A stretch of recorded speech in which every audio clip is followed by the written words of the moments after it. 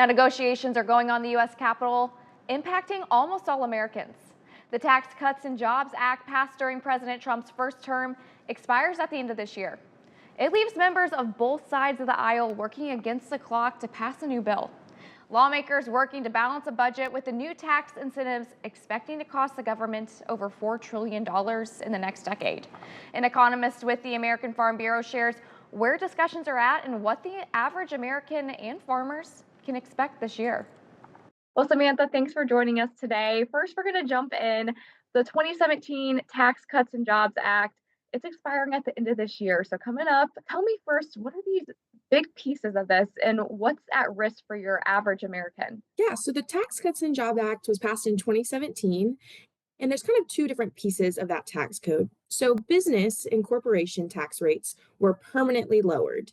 And so, businesses are not running up on the expiration like individual Americans on the individual tax code. So, people who file their wages also file in the individual tax code and have a separate set of requirements. And all of those are going to expire at the end of 2017, whether it's increased tax brackets, so more money being at lower tax rates, lowered tax rates for the majority of brackets, and then a couple of different changes to the types of deductions and claims you can make on your tax returns. Yeah, so what's like the big thing that people should be thinking about when they're hearing about negotiations happening and all of this commotion happening in DC? So the majority of the negotiations this year, like I said, are going to be on that individual tax side since that's where the expirations are coming from. 65% of Americans would see an increase in their taxes if we didn't extend the Tax Cuts and Job Act this year. So the majority of the negotiations going on in DC are going to be for taxes that your average American and your American farmer are going to experience year to year. Yeah, so shifting gears a little bit to the farmer side of things, what are some of the things, the big pictures that they could face? Absolutely. The majority of farmers operate as individuals and not businesses. 98% are what we consider pass through entities, so they're not a separate legal entity. They're taking their business revenues and putting it directly into, say, a W 2 type situation where they're being counted as wages and individual income. And so they're all, those 98% are affected by that individual tax code, just like you or me or an average American taxpayer in a family. And so those farmers are going to be impacted by those increasing rates if it were to expire, by lowered ranges in the brackets for each different tax rate, as well as some specific contributions for business income. And so one large one that we look at in the farm and ranch side that also applies to small businesses nationwide, especially in rural communities, is called the Section 199 Qualified Business Income Deduction.